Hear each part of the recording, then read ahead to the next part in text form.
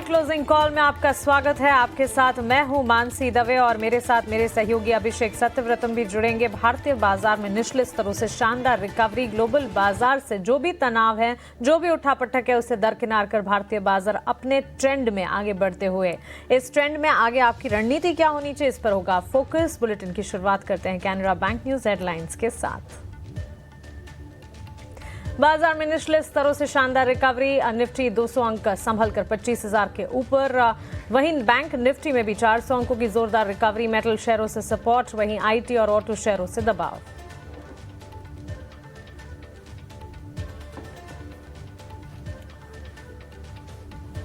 Global बाजारों में भी जोरदार रिकवरी। डाउ फ्यूचर्स और नेस्डेक फ्यूचर्स में निचले स्तर से शानदार रिकवरी। यूरोपीय बाजार भी सुस्त शुरुआत के बाद संभले।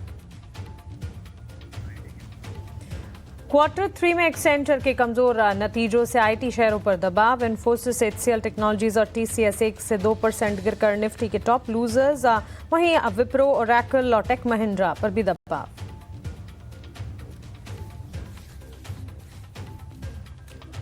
ऑटो और ऑटो इंसिलरी शेयरों में गिरावट। हीरो मोटो और एम&एम में 1.5% गिरकर निफ्टी के टॉप लूजर्स में मदरसन, बजाज ऑटो, मारुति, बॉश और टीवीएस मोटर पर भी दबाव। क्रूड में उबाल से तेल और एनर्जी शेयरों पर दबाव। रिलायंस, एचपीसीएल और बीपीसीएल आधे से 1% गिरे, लेकिन चेन्नई पेट्रो और एमआरपीएल में 8 से 11% की जोरदार तेजी।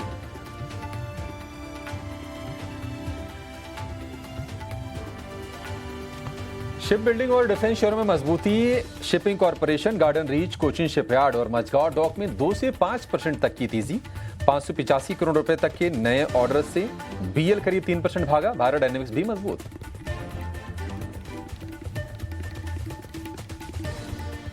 कॉपर पर दबाव से वायर और केबल्स कंपनियों में रौनक। पॉलीकैब, केईआ इंडस्ट्रीज, फिनोलेक्स में 1.5 से 5% की तेजी।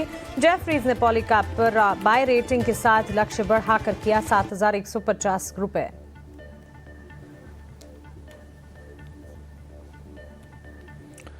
जी एंटरटेनमेंट के शेयर में आज 11% का जोरदार उछाल। इन्वेस्टर प्रेजेंटेशन में कहा ओटीटी प्लेटफॉर्म ZEE5 का FY26 में करेंगे break even. TV viewership share बढ़ाकर 17.5% करने का लक्ष्य।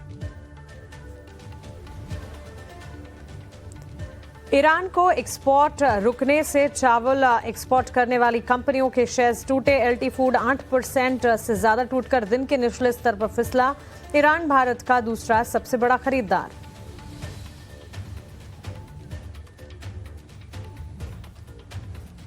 और आदित्य बिरला फैशन से डीमर्ज हुई कंपनी आदित्य बिरला लाइफस्टाइल की 167 रुपए 75 पैसे प्रति शेयर पर हुई लिस्टिंग। 171 रुपए था डिस्कवर्ड प्राइस।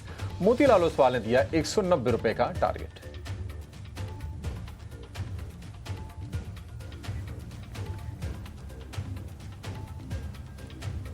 तो चलिए, इस वक्त ब्रॉडर मार्केट से लेकर बेंचमार्क्स में जबरदस्त रिकवरी का मूड आप देखेंगे और आज सुबह ही इसके संकेत हम आपको दे भी रहे थे, बता भी रहे थे कि भारतीय बाजार दमखम रखते हैं विदेशी बाजार से विपरीत चाल और तेजी की चाल चलने की। रिकवरी इस वक्त निफ्टी में देखेंगे तो करीब 200 अंकों की पाएंगे। बैंक निफ्टी में भी रिकवरी और ब्रॉडर मार्केट्स में तो हरे निशान के साथ। इनफैक्ट अगर कंपेयर करेंगे तो ब्रॉडर मार्केट्स बेंचमार्क्स को इस वक्त आउट परफॉर्म करते हुए। चलिए, आने वाले 1.5 घंटे के लिए क्लोजिंग कॉल में आपके लिए क्या कुछ है खास वो आपके सामने रख देते हैं। उसके बाद एक एक कर स्ट्रैटेजी की तरफ बढ़ेंगे। Buzzing stocks, events to watch out, हमारे एक्सपर्ट्स को भी शो में शामिल करेंगे। 2:05 पर वायदा बाजार के संकेत, FNO market check, closing trades, हमारे एक्सपर्ट्स इस वक्त स्टॉक स्पेसिफिक क्या कुछ फोकस रेडार पर रख रहे हैं, ये सब कुछ आपको बताएंगे। इसके बाद 3 बजे मार्केट्स एट 3, जहां पर एक्सचेंजेस पर ड्यूरिंग द एंटायर सेशन जो सारी खबरें आई हैं वो सारी आपके सामने रखेंगे। ऑप्शन का चैंपियन हमारा एक और खास सेक्शन होगा जहां पर ऑप्शन की एक दमदार रणनीति आपके लिए लेकर आएंगे। वहीं 3:10 पर बीटीएसटी एसटीबीटी ट्रेड, यानी कि जब 20 मिनट भी बाजार क्लोज होने के बचे होंगे तब भी मुनाफे की कॉल हमारी एक्सपर्ट से लेने की कोशिश होगी। और साथ ही cues, events to watch out, क्योंकि काफी एक्शन पैक है दिन। ग्लोबल मार्केट, ग्लोबल फ्रंट पर भी ढेर सारी चीजें हो रही है और डोमेस्टिक फ्रंट पर भी इस वक्त एक्शन भरपूर हैं। तो इवेंट्स कौन से इंपॉर्टेंट जो आपको आपके रेडार पर रखने हैं वो भी आपको बताएंगे। बड़ी बातें बाजार की आपकी स्क्रीन पर आ जाएंगी। निफ्टी नीचे से 200 अंक रिकवर हुआ है, मजबूती के साथ 25,000 के पार इस वक्त ट्रेड करता हुआ। डाउ फ्यूचर्स अगर देखेंगे वहां पर भी तेजी के स्टांस देखने को मिले हैं। डाउ फ्यूचर्स नैस्डैक फ्यूचर्स की तरफ से भी इस वक्त मार्केट को सपोर्ट फिलहाल मिलता हुआ। बैंक निफ्टी 400 अंक सुधरा है, 56,125 के स्तरों पर इस वक्त बैंक निफ्टी की चाल भी आप देखेंगे। टू बी प्रिसाइज 56,172 के लेवल्स पर निचले स्तरों से अच्छी खासी रिकवरी यहां पर। मेटल शेयरों की शाइन जो है लगातार बढ़ती हुई नजर आ रही है। मेटल के साथ साथ कैपिटल गुड्स को भी जोड़ दीजिए, वहां पर भी अच्छी खासी मजबूती है। जिंदाल स्टेनलेस का स्टॉक देखिए करीब 3-3.25% की तेजी दिखाते हुए मेटल में आउट परफॉर्म करता हुआ। इसके अलावा भी मेटल स्पेसेस में कई सारे स्क्रिप्ट्स हैं जहां पर एक्शन इस वक्त है। लेकिन मेटल्स के विपरीत आईटी शेयरों में कमजोरी का रुझान देखने को मिला। आज सुबह जब एक्सेंचर के रिजल्ट्स आपके सामने हम बता रहे थे तब भी हमने आपको संकेत दिए थे कि ग्लोबल मार्केट में एक्सेंचर के रिजल्ट के बाद वहां पर जो डाउन टिक्स दिखे थे उसका एक असर भारतीय बाजार में मेजर आईटी कंपनियों पर पड़ सकता है। इवेंचुअल इंपैक्ट आता हुआ और वो दिखा भी। हालांकि मिड कैप आईटी फ्लोज में अब भी एक्शन कायम है। इंडिया विक्स में 3% से ज्यादा की तेजी है, इस स्पाइक पर नजर होनी चाहिए। 14 के levels of course comfort level के आसपास अब भी ये है, लेकिन स्पाइक अप है। पिछले हफ्ते हमने देखा था इंडिया विक्स वॉलेटिलिटी इंडेक्स लगातार बाजार को संभालने का काम करा था, लेकिन आज के सत्र में ये 3% के स्पाइक, इसे वॉच आउट जरूर करना होगा। लेकिन चलिए, ये तो भारतीय बाजार की बड़ी बातें इस वक्त और जो सारी की सारी चीजें इस वक्त मार्केट को इंपैक्ट करती हुई नजर आ रही है। लेकिन इंडेक्स वाइज अगर आप देखेंगे स्ट्रैटेजी फर्स्ट हाफ में अभिषेक तस्वीर नजर आ रही थी कि वॉलेटाइल ट्रेड जरूर दिखेंगे, लेकिन उम्मीदें थी और भारतीय बाजार पर भरोसा अब इतना तो हो गया है एक्सपर्ट्स का, हमारा भी कन्विक्शन के साथ कि बाजार अपने आप को रैशनली मैच्योरली संभालेंगे और हमारे भरोसे पर बिल्कुल खरा उतरता हुआ भारतीय बाजार। बिल्कुल मानसी, देखिए मतलब सुबह ही हमने कहा था कि नहीं, आज गिरावट अगर हुई भी तो मौका बनेगा और बाजार का प्रदर्शन बिल्कुल वैसा ही रहा है। क्योंकि हमने देखा था कि मानसी देखिए क्रूड बहुत ज़्यादा स्पाइक किया नहीं था, ज़्यादा हमने बदलाव मतलब बाकी जो सेफर एसेट्स होते हैं सोने में हमने कोई बाइंग ऐसी देखी नहीं। बिटकॉइन की बात करें, बिटकॉइन में भी हमने $1 लाख के आसपास की प्राइसेस थी। तो सारी चीज़ें इंडिकेट कर रही थी कि ईरान पर अमेरिका ने जो हमला किया है बाजार ने उसको काफ़ी हद तक प्राइस इन कर लिया है। तो आज एक बहुत अच्छी अपॉर्चुनिटी बनी। वो निवेशक जिनको लगता था कि नहीं मतलब शुक्रवार की तेजी में थोड़ा मौके छूट गए, उनके लिए तो निश्चित तौर पर मौका बना। क्योंकि आज हमने फिर से 24,800 के आसपास तक के लेवल देखे। हमने कहा भी था कि वहीं पर आप अपना स्टॉप लॉस लगा के चलिए।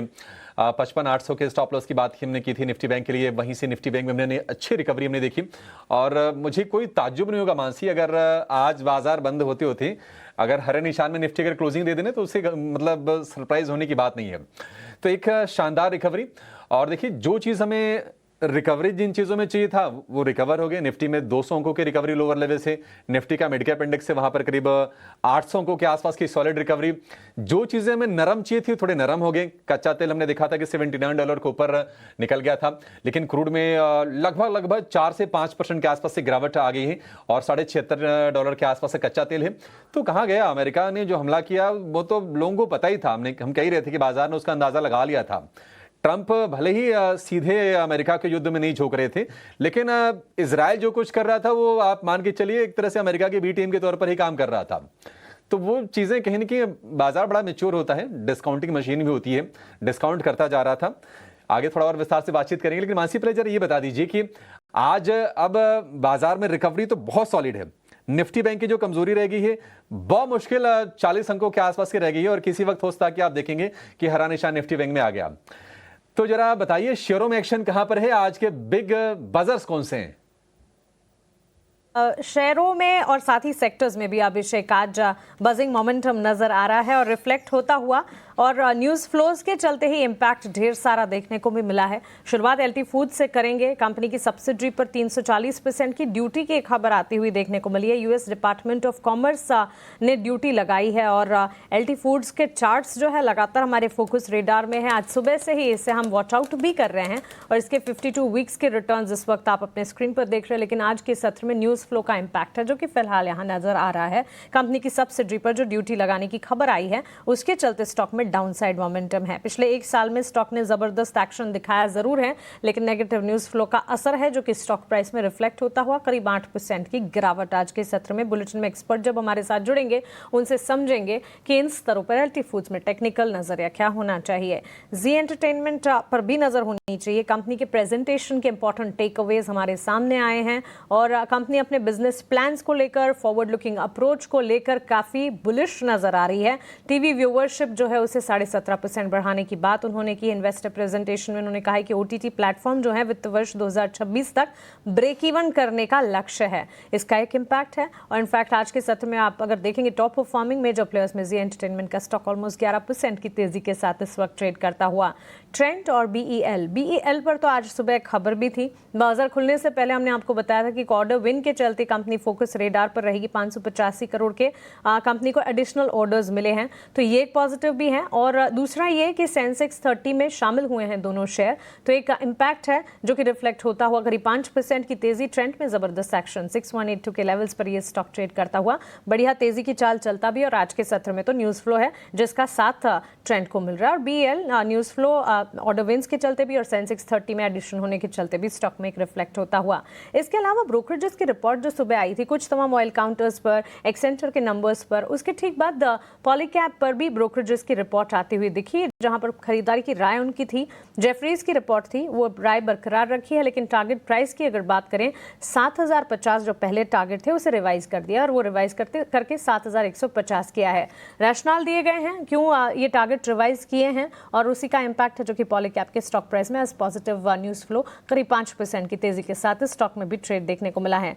आदित्य बिरला लाइफस्टाइल ब्रांड्स पर भी नजर रखें। आदित्य बिरला फैशन से डीमर्ज हो गई है कंपनी। आदित्य बिरला लाइफस्टाइल की 167 रुपये 75 पैसे प्रति शेयर पर लिस्टिंग होती हुई दिखी। 171 रुपये इसका डिस्कवर्ड प्राइस था और मोतीलाल ओसवाल ने करीब 190 के लक्ष्य दिए हैं। 5% के डाउन ट्रेंड इस वक्त है 159, लेकिन ब्रोकरेजेस के भी रेडार पर और ये जो नया डेवलपमेंट हुआ है एबी फैशन से डीमर्ज हुई है कंपनी, इसके चलते ये न्यूज़ फ्लो के चलते फोकस रेडार पर रहेगी। Last but not the least Ola electric पर नजर रखनी होगी। 0.8% इक्विटी के ब्लॉक्स एक्सचेंज पर लिस्ट हुए और उसी का एक इम्पैक्ट जो कि स्टॉक प्राइस में 5.25% की गिरावट के साथ। सो जहां नेगेटिव न्यूज़ फ्लोज है उसका एक इम्पैक्ट असर आता हुआ इन स्टॉक्स पर पड़ रहा है, लेकिन पॉजिटिव न्यूज़ फ्लोज के चलते कुछ अच्छे स्टॉक्स हैं, कुछ अच्छे स्पेसेस हैं जैसे डिफेंस और शिप बिल्डिंग के खेमे जो कि काफ़ी बढ़िया प्रदर्शन दिखा रहे हैं। और इसके अलावा अगर आप देखेंगे एलटी फूड्स, बीएल जैसी कंपनियां, ट्रेंड जैसी कंपनियां और पॉलीकैब जो कि अच्छे positive news flows, brokerage bullish reports के चलते आज एक्शन दिखा रहे हैं। लेकिन अभिषेक, ये तो हुई स्टॉक्स की बात, लेकिन इंडेक्स वाइज आज की रणनीति क्या होनी चाहिए ये अब आप बता दीजिए।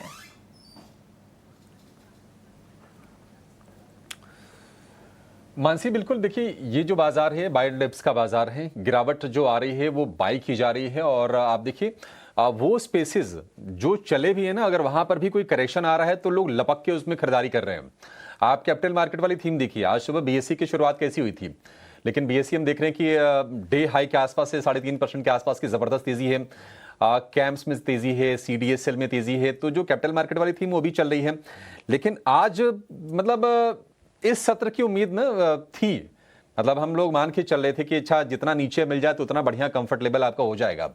तो निवेशकों के लिए तो रणनीति परफेक्ट काम आई है। हमने कहा था कि अगर गिरावट होती है तो आप उसको खरीदिए और धीरे धीरे हमने कहा कि बाजार अब 25,000 के ऊपर आ गया है, यहां से भी बाय ऑन डिप्स की कोशिश करनी चाहिए।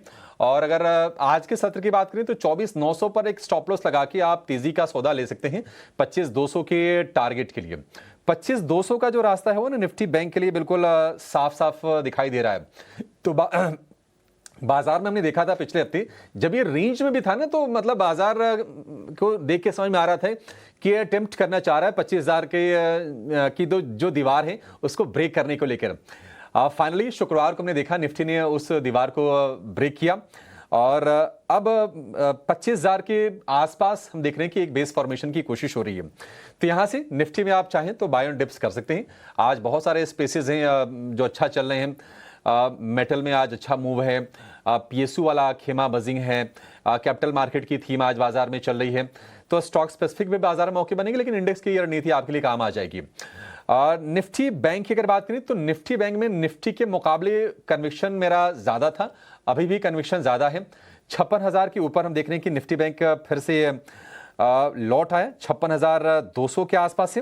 तो यहां से अगर निफ्टी बैंक को अगर किसी को ट्रेड करना है तो बिल्कुल मान लीजिए आज का ट्रेड लेना हो 56,000 पर आप एक स्टॉप लॉस लगा के उसकी आसपास अगर मिले तो एक छोटा ट्रेड बिल्कुल निफ्टी बैंक में लिया जा सकता है।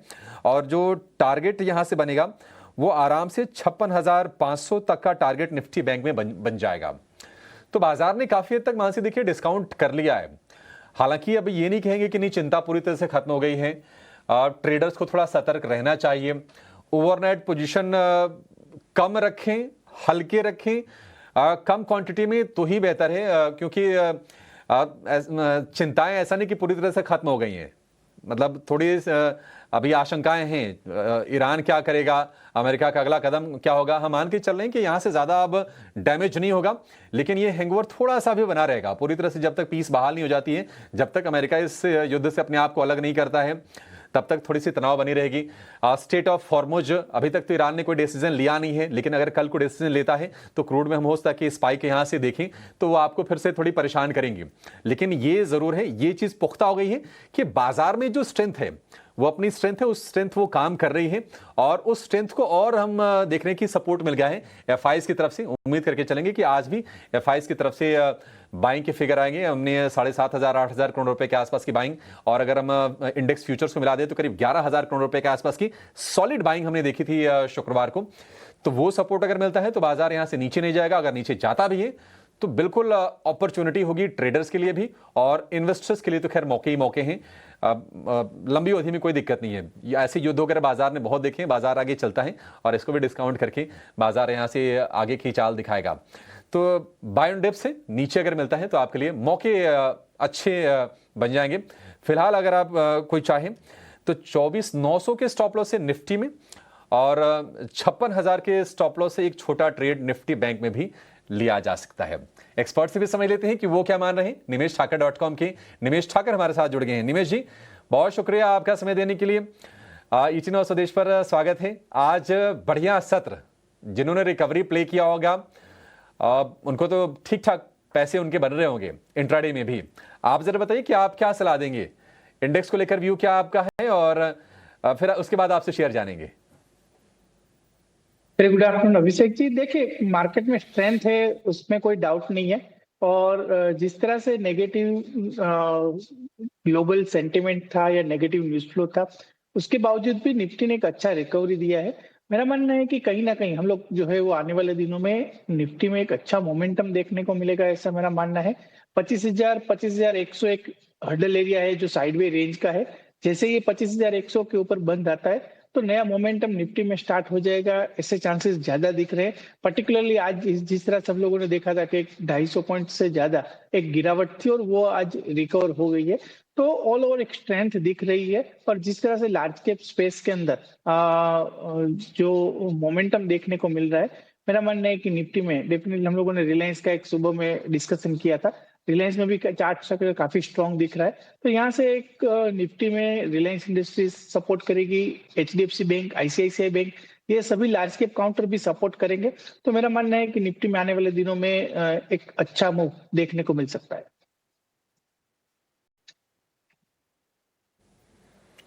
ठीक है, बढ़िया मूव देखने को मिल सकता है, और ये मूव बैक्ड बाय होगा जो दिग्गज शेयर है जिनका वेटेज ज्यादा है।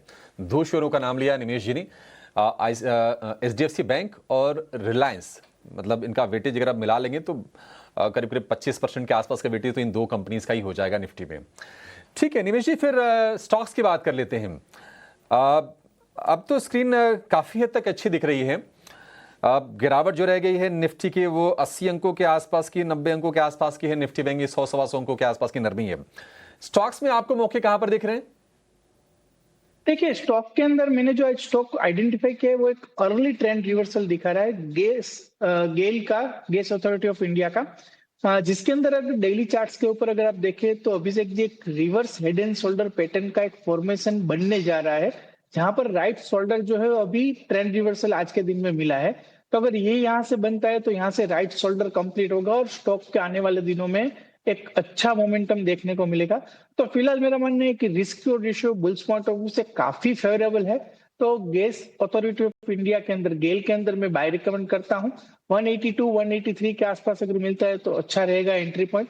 अभी ये प्राइस से भी बाय कर सकते हैं। 193 पहला टारगेट रहेगा, 203 दूसरा टारगेट रहेगा, जो ट्रेंड लाइन नेक लाइन का एक रेजिस्टेंस एरिया आ रहा है 203 के आसपास। तो मेरा मानना है कि 203 के बाद और भी अच्छा मोमेंटम गेल के अंदर देखने को मिलेगा। पर फिलहाल ये अर्ली पीक है, ट्रेंड रिवर्सल दिख रहा है। तो गैस अथॉरिटी ऑफ इंडिया के अंदर मैं पोजिशनल बेसिस के ऊपर बाय रिकमेंड कर रहा हूँ। 179 जो आज का डेज का लो का है, आज के दिन का लो प्राइस है, वहां पर स्टॉप लॉस अचूक से लगाना है। तो चलिए, गेल इंडिया पर ये एक राय मिलती हुई 193 पहला टारगेट, 203 दूसरा टारगेट, आज मजबूती के साइंस 184 के स्तर पर ये स्टॉक ट्रेड करता हुआ 179 के स्टॉप लॉस के साथ यहाँ पर एंट्री पोजीशन ली जा सकती है और 200 के पार जाने का दमखम रखता है। स्टॉक में तेजी और तेजी आने वाले दिनों में इंटैक्ट रहेगी।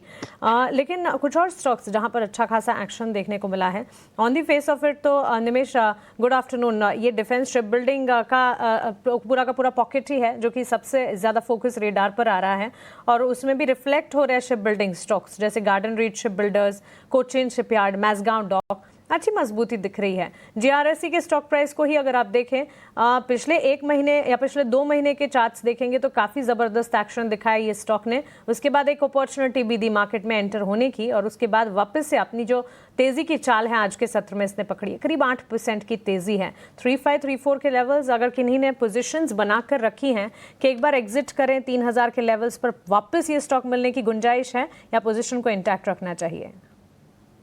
देखिए, स्टॉक एक स्ट्रॉन्ग मोमेंटम में है, तो फिलहाल तो मैं कोई एग्जिट करने की राय नहीं दे रहा हूँ, क्योंकि एक अच्छे मोमेंटम में स्टॉक अच्छे वॉल्यूम के साथ बढ़ रहा है और लाइफ टाइम हाई जो है वो स्टॉक बना रहा है।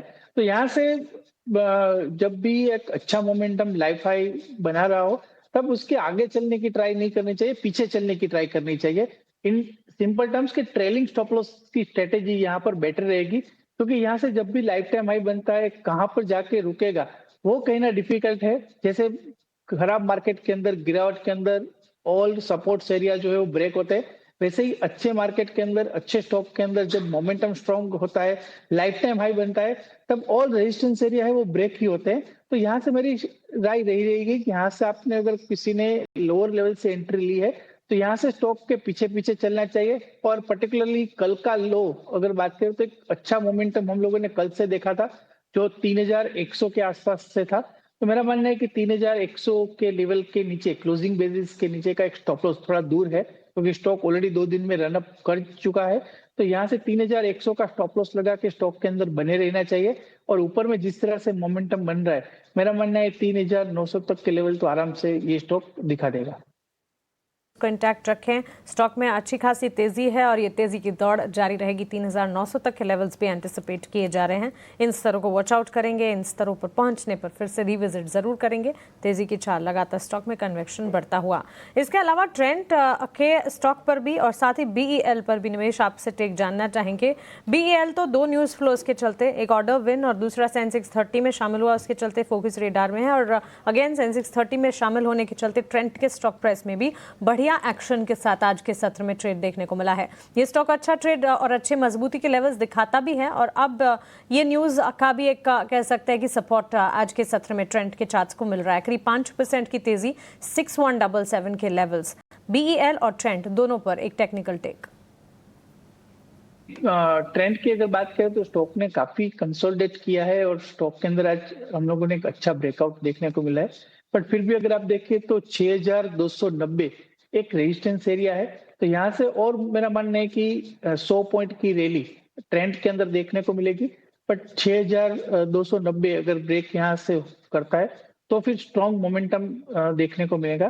तो फिलहाल स्टॉक के अंदर ऑलरेडी आज के दिन में भी 5% प्लस है। तो मेरा मानना है कि अभी थोड़ा फ्रेश एंट्री लेने के लिए थोड़ा वेट एंड वॉच कीजिए और अगर नीचे में 6000 के आसपास आता है तो गुड एंट्री पॉइंट बन सकता है। बट फिलहाल मेरा मानना है कि 6280 एक स्ट्रॉन्ग रेजिस्टेंस एरिया है ट्रेंड का, और अगर इसके ऊपर निकलता है then and only we can expect some good momentum या गुड बाइंग।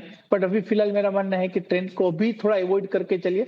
अगर नीचे आता है तो बाय कीजिए। 6280 एक स्ट्रॉन्ग रेजिस्टेंस एरिया बन सकता है।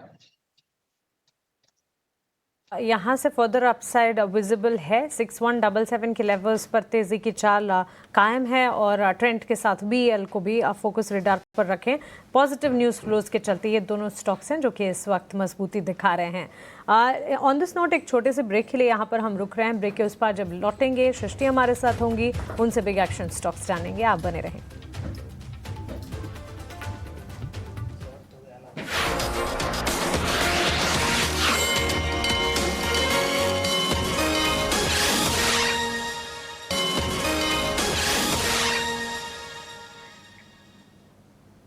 ब्रेक के बाद स्वागत है आपका। क्विकली आगे बढ़ते हैं और बिग एक्शन कैटेगरी वाले स्टॉक्स जानते हैं सृष्टि से।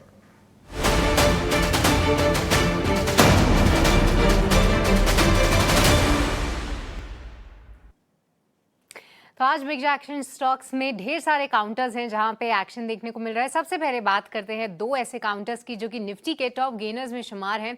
सबसे पहले BEL और दूसरा काउंटर है ट्रेंड। वजह यह है कि इनकी आज से जो है सेंसेक्स 30 में एंट्री हो चुकी है और ऐसे अगर किसी इंडेक्स में एंट्री होती है तो पैसिव फ्लोज जो हैं आने की उम्मीदें पूरी रहती हैं, जिसके चलते आप देखिए दोनों ही काउंटर्स में एक ज़बरदस्त एक्शन आज के सत्र में हम देख रहे हैं। इसके अलावा गेल ये काउंटर है फोकस में, क्योंकि यहां पर क्षमता विस्तार के लिए 844 करोड़ कंपनी निवेश करेगी, जहां पर मुंबई नागपुर की पाइपलाइन की लागत जो है वो बढ़ती हुई नजर आई है। पाइपलाइन की लागत 411 करोड़ से बढ़ाकर अब कंपनी ने यहाँ पर एक इजाफा ज़रूर किया है, जिसके चलते ये काउंटर भी आज फोकस और एक्शन दोनों में ही है। इसके अलावा नज़र डालिए NBCC पे, क्योंकि मेरठ डेवलपमेंट अथॉरिटी से लगभग 300 करोड़ के लिए कंपनी को एक ऑर्डर मिला है। एक पॉजिटिव न्यूज़ फ्लो NBCC के लिए आता हुआ, और इसी के साथ साथ आज IT काउंटर्स में जो है अभी भी आप देखिए कमज़ोरी है। वजह साफ है एक्सेंचर के नतीजे। हालांकि कंपनी ने गाइडेंस जो है अपनी बढ़ाई है, पर अभी भी चिंताएं आगे चल के स्लो डाउन पर बरकरार है, जिसके चलते जितनी भी इंडियन IT कंपनीज है, चाहे आप इन्फोसिस ले लीजिए, टेकहेम, HCL टेक, ये सभी पर सुबह से ही प्रेशर हम आते हुए देख रहे हैं। और आखिरी में मेटल शेयरों पे नजर डालिए, क्योंकि यहाँ पर आज फिर से चमक बढ़ती हुई नजर आई है।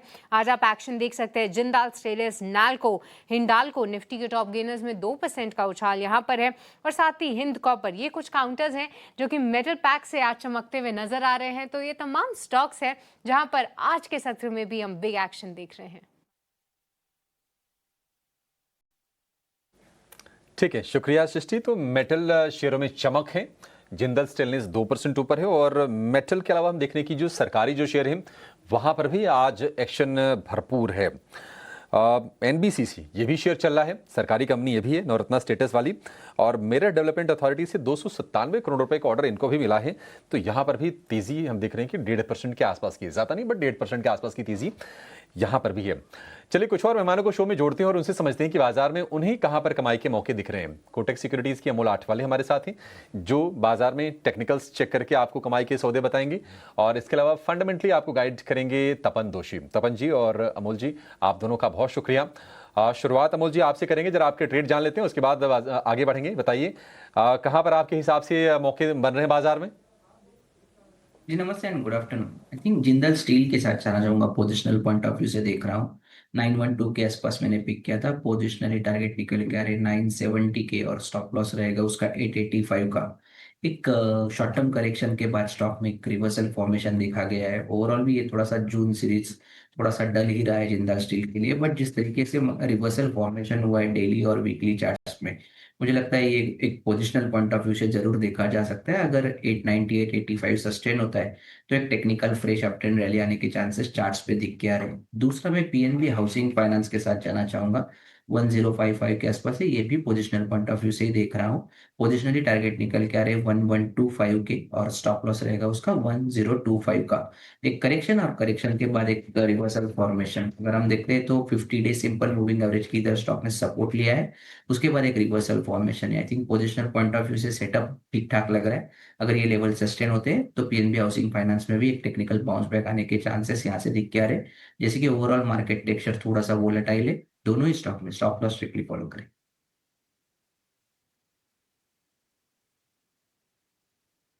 बी हाउसिंग और JSPL यानी कि Jindal steel and power limited 909 रुपए वाला, और 1060 रुपए का भाव PNB हाउसिंग की है, और दोनों शेयरों में करीब 1% के आसपास की तेजी आज के सत्र में देख रहे हैं, तो यहाँ पर आपके लिए मौके बनेंगे, इन पर आप नजर रखिए। चलिए कुछ और शेयरों पर जरा व्यू लेते हैं। आज अब देख रहे हैं कि थोड़ा रिकवरी ना थम सी गई है। 100 अंक नीचे करीब आपको निफ्टी दिखेगा। 125 अंकों की गिरावट इस वक्त है और निफ्टी बैंक की गिरावट जो है फिर से बढ़ के हो गई करीब 200 अंकों के आसपास की। थोड़ा सा प्रेशर 25,000 के नीचे आके इस वक्त आपको दिखेगा निफ्टी कारोबार करता हुआ। पॉली कैब को लेकर एक व्यू चाहिए आपसे तपन जी। पॉली कैब में केईआई में हमने आज जो भी वायर एंड केबल वाले जो शेयर हैं अच्छी तेजी देखी। पॉली कैब पर ब्रोकरेजेस का व्यू भी आया था, इसमें टारगेट अपग्रेड किया गया है। जरा देख के बताइए कौन सा शेयर, ये स्पेस आपको कैसा लग रहा है? हाल फिलहाल तो हमने देखा कि नहीं, कॉपर के प्राइसेस थोड़े सॉफ्ट हो रहे थे, एक हफ्ते के निचले स्तर पर आए, लेकिन चाइना से डिमांड बड़ी अच्छी है तो बहुत ज्यादा नीचे रहेंगे नहीं, शायद फिर अपटिक आएगा। कैसे देख रहे हैं इस स्पेस को? अभिषेक जी, ओवरऑल अगर आप ये वायर इंडस्ट्री की बात करें, वायर्स एंड केबल इंडस्ट्री, एक तरह से ना लास्ट टाइम जब अदानी और बिरला ने बोला कि भाई हम लोग एंटर कर रहे हैं ना, तब से थोड़ा ये पूरा सेगमेंट प्रेशर में रहा। लेकिन फिलहाल लास्ट एक महीने में एक अच्छी खासी रिकवरी आई है और रिकवरी का रीजन था कि काफी सारे के केईआई ले लो, पॉलीकैब ले लो, और काफी सारे के रिजल्ट ठीक ठाक ही आए थे, इतने खराब नहीं आए थे। लेकिन एक बात यहाँ समझना पड़ेगा कि ये जो दो बड़े ग्रुप आ रहे हैं अदानी और बिरला, तो वो आगे जाके थोड़े डिस्टर्बेंस तो लाएंगे। ओके, थोड़ा मार्जिन में प्रेशर रहेगा। पॉलीकैब ऑफ कोर्स अगर आप मुझे सब में बोले तो पॉलीकैब थोड़ा ज्यादा अच्छा लगा है क्योंकि उनको एक रिसेंट बड़ा कॉन्ट्रैक्ट भी मिला है। लेकिन ओवरऑल अगर जिस तरह से मेटल की प्राइसेस एंड ऑल दैट, आगे जाके थोड़ा मार्जिन में फ्लक्चुएशन रहेगा। मेरे को यहाँ बस एक ही चीज के, जो हमने पेंट इंडस्ट्री में देखा था कि बिरला ओपर्स के आने के बाद आप देखो तो एशियन पेंट्स और उसमें ज्यादा बढ़ोतरी नहीं हुई थी। क्या यहाँ भी दो बड़े प्लेयर होने के बाद आगे प्रॉब्लम आएगी? तो मुझे यहाँ थोड़ा कॉशियस में रहूंगा ऑनेस्टली स्पीकिंग, क्योंकि ये स्टॉक पिछले एक महीने में बढ़ चुके हैं। आप देखो तो अच्छे खासे 15-20% बढ़ चुके हैं। तो यहां से मुझे बाइंग ज्यादा नहीं दिख रही है, खास करके पॉलीकैब केईआई की बात करूं, मैं थोड़ा वेट एंड वॉच करूंगा, क्योंकि इनके जब प्रोडक्शन चालू होंगे खास करके अदानी और बिरला के, तब जाके हमें रियल में पिक्चर पता है कि ये सस्टेनेबल है कि नहीं। मार्जिन कॉन्ट्रैक्ट्स तो मिले लेकिन मार्जिन सस्टेनेबल है, वो ज्यादा इंपॉर्टेंट, क्योंकि ये सब जो भी बड़े ग्रुप होंगे वो डिस्काउंटिंग करेंगे।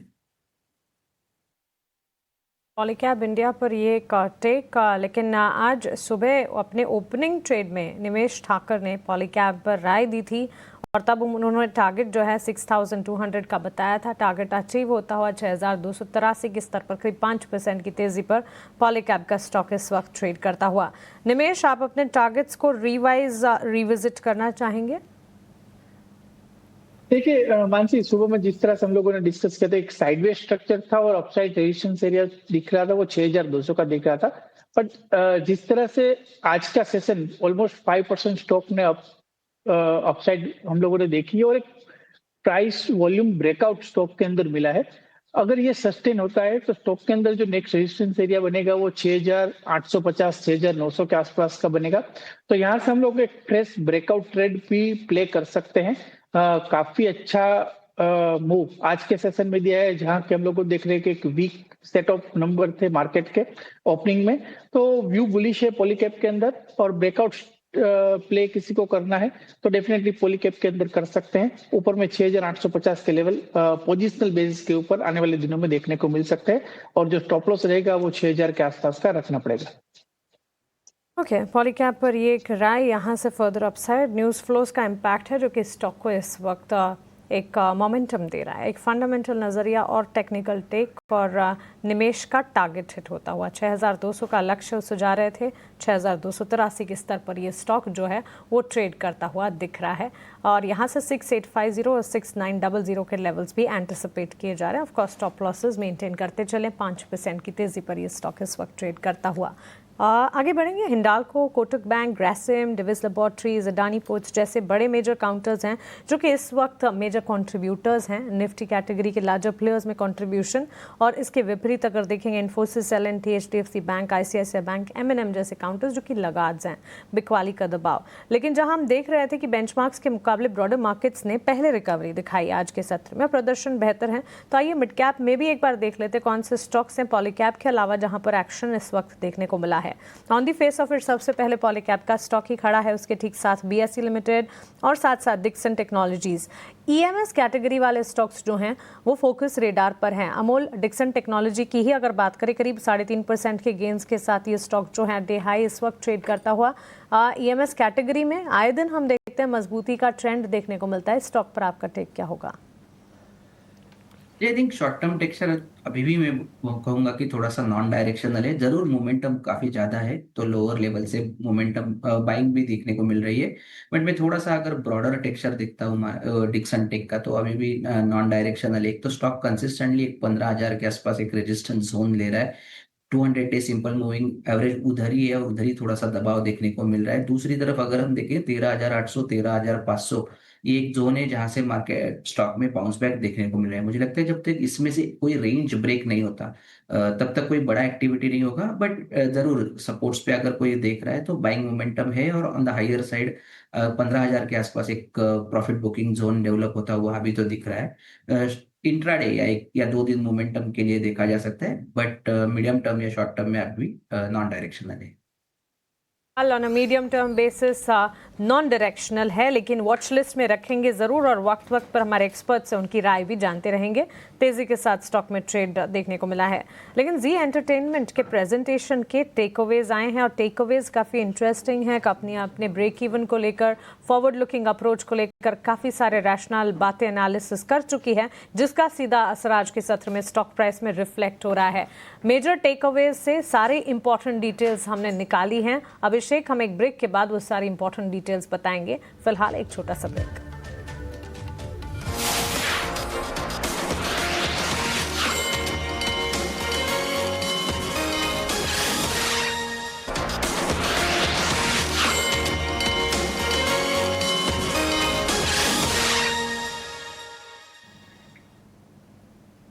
ब्रेक के बाद स्वागत है आपका। भारतीय बाजार में हम देख रहे हैं एक्शन पैक कामकाज आज देखने को मिला है। वॉलेटिलिटी जरूर दिखी, लेकिन उसके बाद बाजार अपने आप को संभालते हुए सिर्फ इंडिया विक्स पर आज नजर होनी चाहिए। स्पाइक अप्स वहां पर देखने को मिले हैं, हालांकि 14 के लेवल्स के आसपास अब भी इंटैक्ट हैं। लेकिन आगे बढ़ेंगे और जी एंटरटेनमेंट के शेयर पर फोकस करेंगे। आज के सत्र में जी एंटरटेनमेंट का स्टॉक 10% की मजबूती दिखा रहा है। इस मजबूती के पीछे की कई सारी वजह हैं। कंपनी के मैनेजमेंट की तरफ से कई सारे गाइडेंसेस, कई सारे रैशनल आते हुए दिखे हैं और फॉरवर्ड लुकिंग अप्रोच जो कंपनी का है वो इस वक्त से स्टॉक को और कंपनी के पूरे कामकाज को मजबूती प्रदान कर रहा है। क्या है ये नए इनिशिएटिव्स, ग्रोथ, प्रॉफिटेबिलिटी को बूस्ट कहां से मिल रहा है? अभिषेक से समझते हैं। अभिषेक, 10% गेन्स एट डे हाई 146 के लेवल्स पर जील।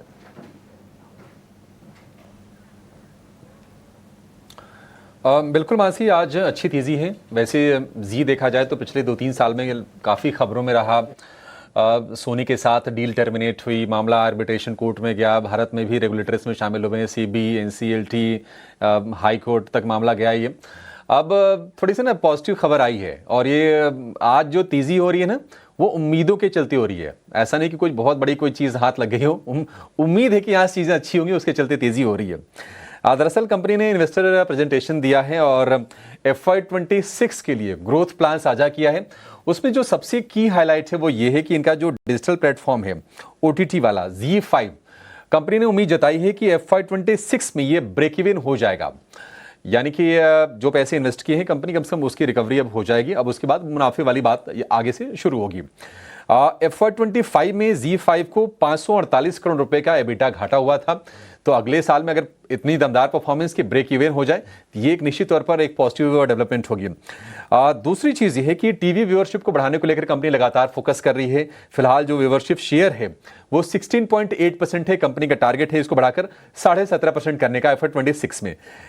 इसके अलावा जो एड रेवेन्यू है यानी कि विज्ञापन से आय जो कंपनी को होती है उसको भी बढ़ाने का फोकस है और इस आय की में 8 से 10% ग्रोथ का लक्ष्य लेकर कंपनी चल रही है। यही नहीं, मार्जिन में तो बड़े एक्सपेंशन की तैयारी है। फिलहाल मार्जिन जो रहा है FY25 तक वो रहा है 14.5% के आसपास का, उसको FY26 में बढ़ाकर 18 से 20% तक करने का लक्ष्य है। तो ये अग्रेसिव टारगेट है मार्जिन के फ्रंट पर। अच्छी चीज ये हो रही है कि कंपनी के पास कैश रिजर्व बढ़ रहा है। 2406 करोड़ रुपए का कैश रिजर्व था मार्च 2025 तक। तो कंपनी को यहां से एक्सपेंशन करने में मदद मिलेगी, ये बढ़िया चीज है। जो ग्रोथ प्लान्स हैं वो क्या कुछ करेंगे उसकी जानकारी कंपनी ने दी है और कहा है कि व्यूवरशिप और रेवेन्यू ग्रोथ बढ़ाने के लिए, रेवेन्यू स्रोत बढ़ाने के लिए कंपनी नए बिजनेस वर्टिकल बनाएगी, व्यूवरशिप बढ़ाने के लिए नया डिस्ट्रीब्यूशन बिजनेस मॉडल लेकर आएगी। हर एज ग्रुप पर कंपनी फोकस कर रही है। तो अब शॉर्ट फॉर्मेट जो वीडियोस काफ़ी चलन में आ रहे हैं वो भी क्रिएट करेगी कंपनी, उसके जरिए ग्रोथ सीख करेगी और डिजिटल में और म्यूजिक में इनऑर्गेनिक एक्सपेंशन करेगी, यानी कि कंपनीज कुछ खरीदेगी स्पेस में और उसके जरिए ग्रोथ को पुश देगी। आपको बता दें कि कुछ दिनों पहले खबर आई थी कि प्रमोटर्स भी कंपनी में अपना स्टेक बढ़ा रहे हैं। फिलहाल 4% के आसपास का स्टेक है और उसको बढ़ा के 18% करेंगे और उसका जरिया ये होगा कि कंपनी प्रमोटर को वारंट इशू करेगी 2237 करोड़ रुपए के आसपास की, यानी कि प्रमोटर जो है कंपनी में इतनी रकम डालेंगे। तो ये कुछ अच्छी चीजें निकल के हो रही हैं।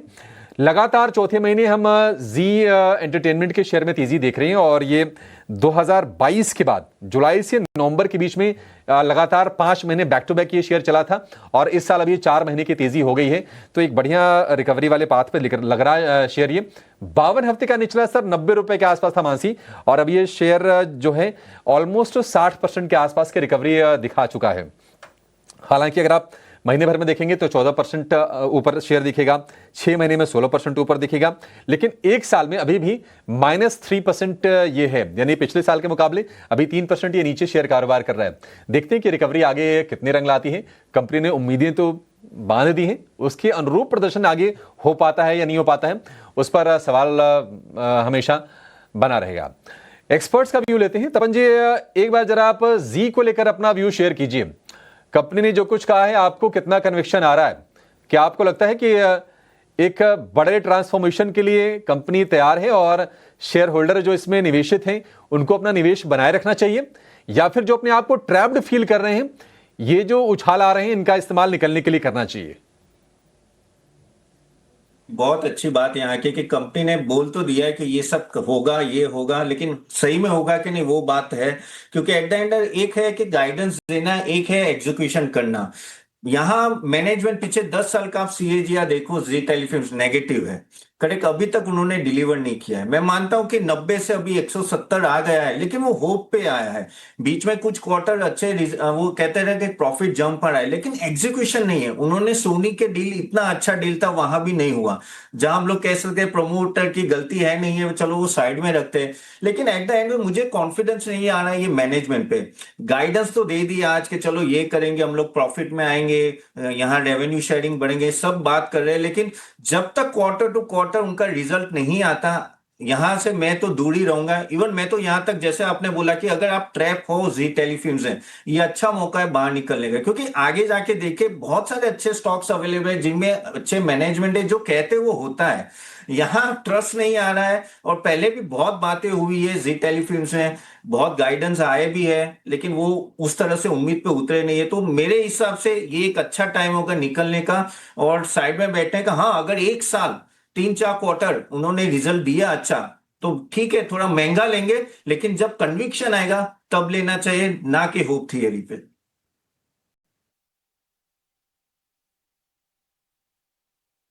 कुछ हो जाए तो कीजिए, उम्मीद पर वैसे दुनिया कायम है, और इस उम्मीदों के चलते देखिए जी एंटरटेनमेंट, मतलब हम लोग चर्चा कर भी रहे थे कि 120-130 हो गया था, तो ठीक है, मतलब इससे ज़्यादा खोने को है नहीं, बिजनेस तो है ही जी में, इसमें कोई दोहरा नहीं है। और आगे के लिए चूंकि उम्मीद बंधी है तो ये तेज़ी हो रही है। वैसे जो खबर आई थी प्रमोटर के पैसे डालने वाली, उस खबर पर शेयर नहीं चला था, लेकिन अब इस खबर को बाजार ने काफ़ी तवज्जो दी है। 10% का उछाल आज शेयर में हम देख रहे हैं। लेकिन एक काम करते हैं, पौने घंटे के आसपास का समय बाजार में रह गया है और बाजार में एक रिकवरी आके फिर से थोड़ा सा प्रेशर बनते हुए हम देख रहे हैं। 56,000 के आसपास निफ्टी बैंक है, 200 अंकों के आसपास की गिरावट।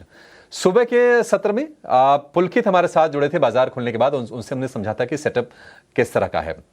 पुलकित जुड़ गए। पुलकित, आपने कहा था कि कॉल बाई की जा रही है और पुट हम देख रहे हैं कि अनवाइंडिंग हो रही है। अभी सेटअप आपको कैसा लग रहा है और क्या डेटा है जो आप चर्चा करना चाहेंगे? जी अभिषेक जी, तो पहले डेटा को डिस्कस कर लेते हैं कि मार्केट में किस तरह की पोजीशंस बनी है। तो निफ्टी पीसीआर की बात करें 1.1 के आसपास है, कोई ऐसे दिक्कत वाली बात नहीं है। इंडिया विक्स की बात कर ली जाए तो 14.04 पे है, कंफर्टेबल है। हाँ, आज थोड़ा सा बढ़ के आया है बिकॉज ऑफ द वोलेटिलिटी जो वीकेंड पे हुआ है, उसके बाद ये थोड़ा बहुत लाजमी था आना, कोई नई बात नहीं है। अगर हम मोस्ट एक्टिव पुट की बात करें तो वो करीब 24,900 पर है, और अगर मोस्ट एक्टिव कॉल की बात की जाए तो वो 25,000 पर है। पर देखने वाली बात यह है कि 24,900 पर पुट राइटिंग हो रही है, इसका मतलब वहां सपोर्ट बनाने की कोशिश की जा रही है, और 25,000 की कॉल पे कॉल राइटिंग हो रही है। हाईएस्ट कॉल ओपन इंटरेस्ट की बात कर ली जाए तो वो 26,000 पे बना हुआ है, और अगर हाईएस्ट पुट ओपन इंटरेस्ट की बात की जाए तो वो 25,000 पर है, और यहाँ पे सुबह सुबह के बाद बिल्डअप देखा गया है। मैक्स पेन की बात कर लें 24,800 के ऊपर है। वहीं अगर हम बैंक निफ्टी की तरफ देखें तो इसका पीसीआर 0.86 है, सुबह भी लगभग इतना ही था जब हमने बात की थी। Highest call open interest, highest put open interest, most active call, most active put, सभी का सब 56,000 के ऊपर बैंक निफ्टी में बना हुआ है। वहीं अगर हम सिक्योरिटीज इन बैन की बात कर लें कि कौन कौन से स्टॉक्स अभी बैन में जो सुबह थे, ABFRL, बायोकॉन, RBL बैंक और टीटागढ़। अब जो एग्जिट हो सकते हैं उसमें टीटागढ़ श्योर शॉट एग्जिट हो जाएगा बिकॉज उसकी मार्केट वाइड पोजीशन लिमिट करीब 76% पे आ चुकी है।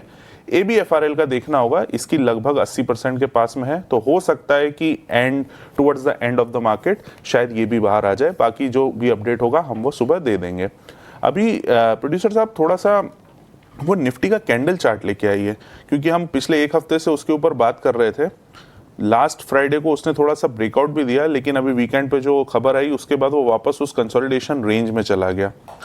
अभी यहाँ पर जो कंसोलिडेशन रेंज है उसके ऊपरी स्तर पे वापस वो हमारा निफ्टी ट्रेड कर रहा है, और अगर कुछ बहुत बड़ा रिटेलिएशन नहीं आता है तो हो सकता है हम एक बड़े मूव की तैयारी भी देख सकते हैं, बिकॉज ऑप्शंस का डेटा किसी भी तरफ का बड़ा मूव दिखा सकता है। इस तरह से ऑप्शन का डेटा बन रहा है। तो जी ये था ऑप्शन के जो भी पोजीशंस बनी है उसके बारे में, और एक छोटा सा व्यू निफ्टी के चार्ट के ऊपर। ओके, सब पूरा का पूरा व्यू डेरिवेटिव और निफ्टी, साथ ही बैंक निफ्टी। लेकिन पुलकित, ये फियर इंडिकेटर से कोई फियर तो नहीं है? 3% का स्पाइक, लेकिन 14 के लेवल्स के आसपास अब भी इंटैक्ट। जी बिल्कुल, ये बहुत लाजमी सा था, क्योंकि जो वीकेंड पे न्यूज़ आई उसके बाद ये बढ़ना बहुत नेचुरल सी बात है। बट ये इतना भी स्पाइक नहीं हुआ कि जिससे ऑप्शंस के प्रीमियम बहुत हाई हो गए हो या मार्केट में बहुत वॉलेटिलिटी आ गई हो। तो it was very normal, and हो सकता है अगर कोई बड़ी खराब या अच्छी न्यूज़ ना आए तो बहुत सारी चीजें फिजल आउट हो जाएंगी और वापस सब कुछ नॉर्मल हो सकता है, और हमारे बाजार के लिए भी अच्छा हो सकता है। बिल्कुल, और रिफ्लेक्ट ये हो भी रहा है इंडिया विक्स के स्पाइक्स को नेगेट करता हुआ मार्केट और बढ़िया रिकवरी के साइंस बेंचमार्क्स और साथ ही ब्रॉडर मार्केट से। पुलकित, शुक्रिया आपका हमारे साथ जुड़ने के लिए और FNO डेरिवेटिव के फ्रंट पर सारी की सारी डिटेलिंग हमारे साथ शेयर करने के लिए। इस वक्त एक्टिव स्टॉक की कैटेगरी में अगर आप देखेंगे, IT सेक्टर है जो कि एक्टिवली टूवर्ड्स डाउन साइड इस वक्त कामकाज कर रहा है, और इसके अलावा अगर आप देखेंगे कंजम्पशन है, इसके अलावा एक्सचेंज एंसिलरी वाले पॉकेट्स हैं जहां पर अच्छा खासा एक्शन देखने को मिल रहा है। तेजी के साथ इन स्टॉक्स में बढ़त पर कामकाज जरूर नजर आ रहा है। ऑटो क्षेत्र में भी बिकवाली का दबाव है। Major laggard Nifty IT index ही है जहां से सबसे ज्यादा गिरावट हाथ लगी है। ऑब्वियस रीजंस, एक्सेंचर के ठीक बाद सेंटिमेंट जो है थोड़े खराब जरूर हुए हैं, लेकिन मिड कैप IT प्लेस पर नजर जरूर होनी चाहिए। कोफोर्ज और साथ ही परसिस्टेंट सिस्टम के चार्ट्स पर एक नजर करते हैं, और अच्छा एक्शन इन स्टॉक्स में even when the benchmark IT बड़े IT प्लेयर्स में देखने को मिला। इसके ठीक विपरीत फर्स्ट हाफ में एटलीस्ट स्टॉक रिएक्ट कर रहे थे, अब वो गेंस फ्रिजल आउट होते हुए नजर आ रहे हैं। दिन के निचले स्तरों पर ये दोनों स्टॉक्स हैं। तपन, एक टेक आपसे जानना चाहेंगे, गिरावट में अगर एंट्री अपॉर्चुनिटी मिले कंपैरिजन में बेंचमार्क IT के सामने मिड कैप IT को प्ले आउट करना चाहिए? बिल्कुल, क्योंकि मिड कैप IT तो भी ना थोड़ा रिजिलियंस दिखा रहा है, और काफी हद तक ना उनके जो AI टूवर्ड ज्यादा है। अगर आप परसिस्टेंट देखो या कोफोर्ज देखो ना, वो दो शायद मुझे थोड़े ठीक लग रहे हैं। And at the end of the day of course large cap में प्रॉब्लम वही हो रहा है कि जो उनके ओवरऑल कॉन्ट्रैक्ट्स है US में, वहां थोड़ा इम्पैक्ट आ रहा है। सो मेरे हिसाब से अगर आप देखो तो मिड कैप IT अच्छे लग रहे हैं, और उनका जो कह सकते हैं ना कि उन्होंने जिस तरह से IT में ओवरऑल फाइनेंस और खास करके फाइनेंस और परसिस्टेंट ने काफी अच्छा काम किया है। उनके काफी सारे सॉफ्टवेयर वहां जा रहे हैं, और इवन कोफोर्ज में भी बहुत अच्छा काम हो रहा है। तो आई थिंक मेरे हिसाब से मिड कैप IT बेटर है compare to large cap IT। मुझे बिल्कुल याद है कि आईटी सेक्टर जो है वो आपके कन्विक्शन रेडार से थोड़ा दूर है और इन पर्टिकुलर अगर आप देखेंगे जो सेक्टर स्पेसिफिक कॉन्फिडेंस आपका बाकी सेक्टर्स पर आ रहा है, आईटी को आपने सिर्फ वॉच लिस्ट में रखा है, रादर बैक सीट पर ही रखा है। लेकिन हाँ, मिड कैप में मोमेंटम ज़रूर है और इसी के चलते आपसे एक टेक ज़रूर बनता है। आगे बढ़ेंगे, ऑप्शन की रणनीति जानते हैं। ऑप्शन के चैंपियन हमारे एक्सपर्ट से समझते हैं कि आज ऑप्शन में कौन सा दमदार ट्रेड है।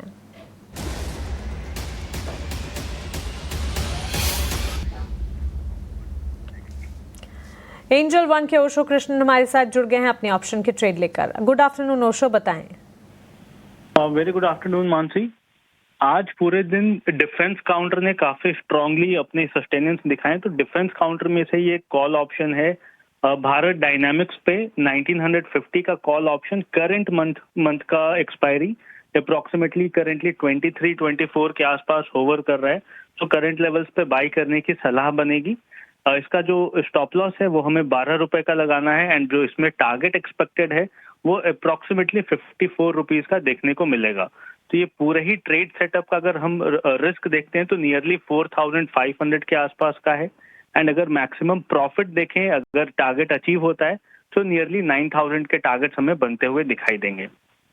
Bharat dynamics limited defence players में काफ़ी अच्छा एक्शन है और हमारी ऑप्शन की स्ट्रैटेजी में भी हमारे एक्सपर्ट के रेडार पर ये स्टॉक। और थैंक यू सो मच आपके ऑप्शन के ट्रेड में बताने के लिए। 1950 आपकी कॉल खरीदने की राय, 23 और 24 के लेवल्स पर, लक्ष्य 54 के, स्टॉप लॉस 12 का, मैक्स टू मैक्स प्रॉफिट यानी मुनाफा 9100 का होने की संभावना अगर ये कॉल वर्कआउट होती है और अगर रिवर्स जाती है तो 4550 का नुकसान भी हो सकता है। एफएनओ ट्रेडिंग को लेकर एक स्टैंडर्ड डिस्क्लेमर आपके स्क्रीन पर आप देखेंगे। एफएनओ ट्रेडिंग रिस्की हो सकती है, अपने एडवाइजर से सलाह लें। एफएनओ ट्रेडिंग में से 10 में से 9 लोगों को नुकसान होता है। एफएनओ ट्रेडर्स को औसतन 50,000 का नुकसान होता है। घाटा होने के बावजूद 28% ट्रांजैक्शन के रूप में देना होता है, वही मुनाफा होने पर 15 से 50% ट्रांजैक्शन के रूप में खर्च होता है। तो अपने एडवाइजर से सलाह लें और उसके बाद सोच समझकर ही एफएनओ ट्रेडिंग में उतरें। ये हमारी तरफ से एक स्टैंडर्ड डिस्क्लेमर। हमारी पैनल पर एक और एक्सपर्ट जुड़ गए हैं, नीलेश जैन हैं हमारे साथ। गुड आफ्टरनून नीलेश, आपके क्लोजिंग ट्रेड्स सबसे पहले जानना चाहेंगे।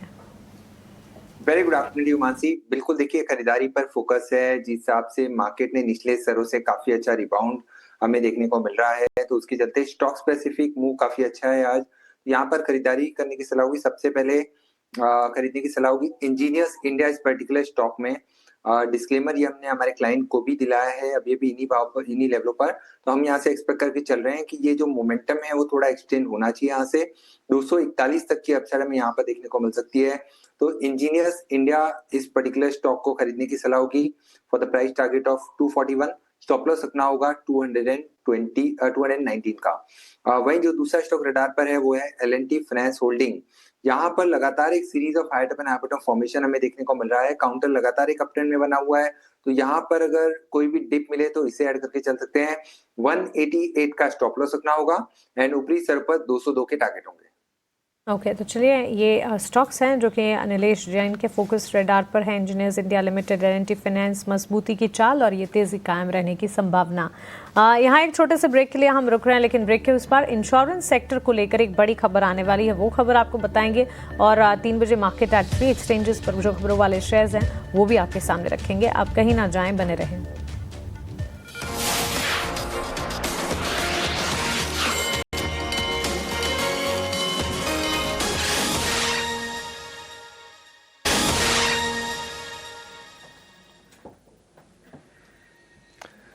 ब्रेक के बाद आपका फिर से स्वागत है क्लोजिंग कॉल में। बाजार हम देख रहे हैं कि थोड़ी सी रिकवरी लोअर लेवल से दिखी थी, लेकिन प्रेशर फिर से बढ़ रहा है। निफ्टी करीब 125 अंक नीचे 24,990 के आसपास के लेवल आपको दिखेंगे। निफ्टी बैंक की बात करें तो 200 अंकों की गिरावट। तो इंट्राडे में तो रिकवरी बहुत अच्छी है, ऐसा लग रहा था कि अटेम्प्ट करेंगे हरे निशान में आने की तरफ, लेकिन अभी थोड़ी सी दूरी है। अगर हम शेयरों की बात करें तो अभी हमने जी को लेकर खबर बताई आपको, 12% ऊपर ये शेयर कारोबार कर रहा है। ऑयल रिफाइनिंग वाली जो कंपनीज है वहां पर अच्छा स्पाइक है। MRPL में 7% की तेजी है, चेन्नई पेट्रो में तेजी है, और इसके अलावा जो डिफेंस वाला खेमा है वो काफी ज्यादा एक्टिव आपको दिखेगा।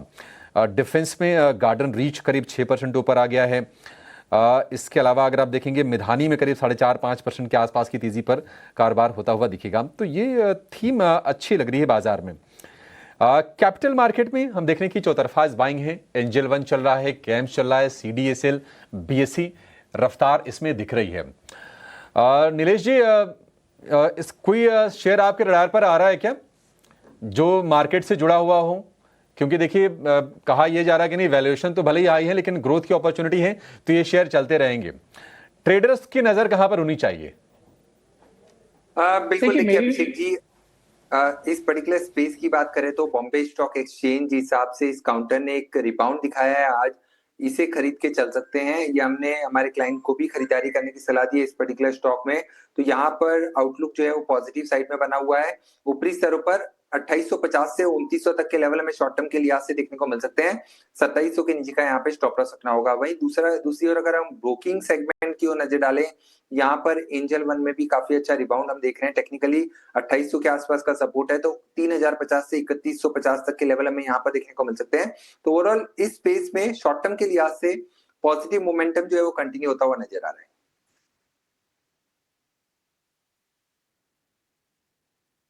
सरकारी स्पेस में बज अच्छा है। आप देखेंगे अगर आप तो BEL तो चल ही रहा है, BEL के साथ साथ BML थोड़ी छोटी कंपनी जरूर है, 15-17 हजार करोड़ रुपए के आसपास का मार्केट कैप होगा, लेकिन अच्छा 20,000 करोड़ का मार्केट कैप हो गया, थोड़ा चला है शेयर तो मार्केट कैप बढ़ गया। 4% के आसपास की तेजी यहां पर है। BML में क्या एक सेकेंड राउंड की तेजी अमोल आपके हिसाब से क्या शुरू हो गई क्या? इस पर दांव लगाएं, कहां तक जाएगा शेयर ये? अच्छा ठीक है, मोल हमारे साथ नहीं है। निमेश भाई, आप व्यू देंगे इस पर, BML पर? देखिए, BML में पिछले 2 दिनों से एक अच्छा ब्रेकआउट जो है वो चार्ट पे दिख रहा है, और मेरा मानना है कि जिस तरह से एक छोटा कंसोलिडेशन बाद ये ब्रेकआउट मिला है, डेफिनेटली ये मोमेंटम कंटिन्यू रह सकने के चांसेस ज्यादा दिख रहे हैं। मेरा मानना है कि ऊपर में 5230 से 5500 तक के level short to medium term में देखने को मिलेंगे। ऑलरेडी स्टॉक पिछले 2 दिनों में अच्छा रनअप दे चुका है, तो बाय ऑन डिप्स की रणनीति यहाँ से बनाना बेटर रहेगा। और ऊपर में जिस तरह से बताया कि 5230 से 5500 तक के लेवल BML में देखने को मिलेंगे, तो अगर नीचे की तरफ कहीं पर 4500 या 4600 के आसपास आता है तो ये अच्छा एंट्री पॉइंट बन सकता है। स्टॉप लॉस की बात करें तो कल के दिन का जो लो था अराउंड 4270 के आसपास, वहां पर एक स्टॉप लॉस लगाना है। तो स्टॉप लॉस थोड़ा दूर है, इसीलिए मैं बाय ऑन डिप्स की एडवाइस ये स्टॉक के अंदर दे रहा हूँ।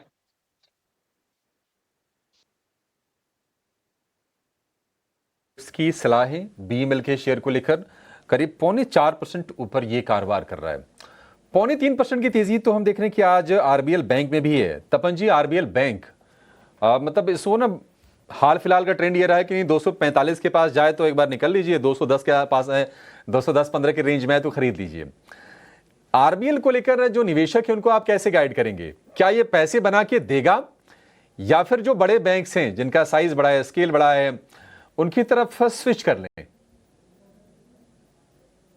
आपने सही कहा कि वो एक रेंज में घूम रहा है, और ओवरऑल भी अगर आप देखो कुछ टाइम से पहले तो बहुत प्रेशर था, 1-2 साल से अच्छा मूवमेंट आया है, लेकिन RBL बैंक में एक जो माइक्रो फाइनेंस लैंडिंग का भी एक बड़ा इशू चल रहा था, और उसके NPAs भी थोड़े कंट्रोल में अभी आ रहे हैं। लेकिन प्रॉफिटेबिलिटी की मैं बात करूं तो उसका परफॉर्मेंस अभी ठीक लग रहा है, लेकिन अभी भी मुझे कुछ ऑपरेशनल मैट्रिक्स में आई थिंक बाकी सब प्राइवेट बैंक ज्यादा अच्छे लग रहे हैं। जैसे फेडरल बैंक, मुझे अगर आप बोलो तो RBL से ज्यादा मुझे फेडरल बैंक ज्यादा अच्छा लगेगा। RBL बैंक में होप्स है क्योंकि बहुत गिर गया था, अभी रिकवरी हो रही है, लेकिन जैसे मैंने बोला ना कि ऊपर जाता है वापस प्रॉफिट बुकिंग आती है, और काफी लोग फंसे हुए नीचे के लेवल पे, तो जैसे ऊपर आते हैं तो वो बाहर अपने शेयर बेच भी देते हैं। और मुझे भी यहाँ ऐसा लग रहा है कि उनका जो मैनेजमेंट है और जिस तरह से उनका गाइडेंस है, स्टिल आई फील कि बाकी प्राइवेट बैंक्स के जा सकते हो आप, और उनका मैनेजमेंट अभी भी थोड़ा कॉशियस लग रहा है मुझे। गाइडेंस भी ठीक ठाक है, ऐसा नहीं है कि वो बहुत बड़ी दे रहे, लेकिन still I will feel for other banks compare to RBL bank.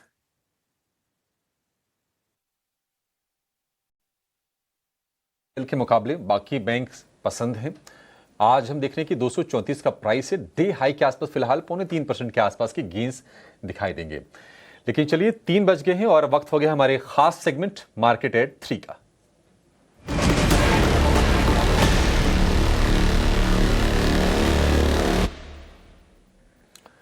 हमारे सहयोगी आनंद शुक्ला हमारे साथ जुड़ गए हैं। आनंद, बताइए बाजार में आज क्या हुआ है और कहां पर एक्शन दिखाया आज?